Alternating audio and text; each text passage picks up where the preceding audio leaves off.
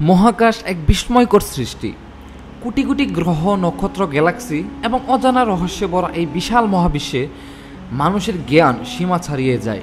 আধুনিক বিজ্ঞান মহাকাশ নিয়ে বিস্তর গবেষণা করেছে, আর আশ্চর্যের বিষয় হলো এই সকল বৈজ্ঞানিক আবিষ্কারের অনেক কিছুই ইসলাম শিক্ষার সঙ্গে মিলে যায়, যা কোরআন ও হাদিসের মধ্যে বহু পূর্বেই ইঙ্গিত দেওয়া হয়েছিল।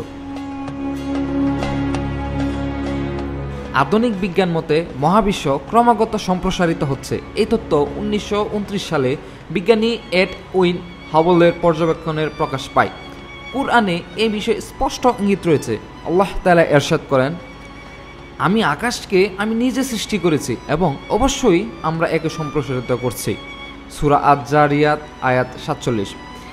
এই আয়াতটি আধুনিক বিজ্ঞানের এই তত্ত্বের সাথে একেবারেই সামঞ্জস্যপূর্ণ, যা প্রমাণ করে যে কুরআন জ্ঞান মহাবিশ্বের রহস্য বহু আগেই অন্তর্ভুক্ত ছিল। আধুনিক জ্যোতির্বিজ্ঞান অনুযায়ী সূর্য ও চন্দ্র নির্দিষ্ট কক্ষপথে ঘুরে। এই বিষয়ে কুরআনে বলা হয়েছে, সূর্য ও চন্দ্র নির্ধারিত পথে চলছে। সূরা ইয়াসিন আয়াত 40। বিজ্ঞানের গবেষণায় আমরা এখন জানি সূর্য নিজস্ব কক্ষপথে ছায়াপথের কেন্দ্র ঘিরে ঘুরছে, চন্দ্র ও পৃথিবীর চারিদিকে প্রদক্ষিণ করছে।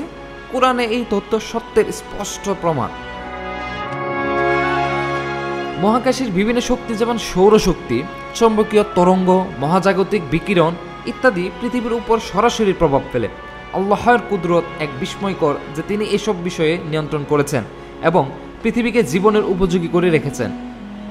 এরশাদ হচ্ছে, আকাশ ও পৃথিবীতে যা কিছু আছে সবই তার নিয়ন্ত্রণে। সূরা হাদীদ আয়াত 4। ইসলাম মানুষকে চিন্তা ও গবেষণার আহ্বান জানায়। কুরআনে অসংখ্যবার বলা হয়েছে, তোমরা কি চিন্তা করো না? এ কথাটি গবেষণা ও জ্ঞান চর্চার প্রতি উৎসাহ প্রদান করে। মহাকাশ পর্যবেক্ষণ, নভোযান প্রেরণ ও গ্রহ নক্ষত্রের বিশ্লেষণ এসব মুসলমানদের জন্য জ্ঞান অর্জনের এক অনন্য দিক হতে পারে।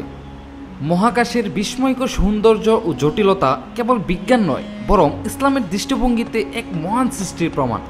আল্লাহ তাআলা এই বিশাল মহাবিশ্বের সৃষ্টি করেছেন মানুষের জন্য চিন্তা ও গবেষণার পথ উন্মুক্ত করে দিতে। ইসলামের আলোকে আমরা মহাকাশ নিয়ে চিন্তা করে আরও বেশি করে আল্লাহর কুদরতের প্রশংসা করতে পারি। আল্লাহ তাআলা ইরশাদ করেন, নিশ্চয়ই মহাকাশমণ্ডলী এ পৃথিবীর সৃষ্টিতে এবং রাত ও দিনের আবর্তনের জ্ঞানীদের জন্য নির্দেশনা রয়েছে। সূরা আল ইমরান আয়াত 190। তাই প্রিয় দর্শক, আমরা সহজেই বলতে পারি কোরআন সৃষ্টিকর্তা প্রদত্ত। এটা কখনো কোনো মানুষের দ্বারা তৈরি নয়, কারণ 1400 বছর আগে মানুষ কখনোই এই জ্ঞানে ছিল না যে তারা মহাকাশে কি হচ্ছে সে বিষয়ে জানবে।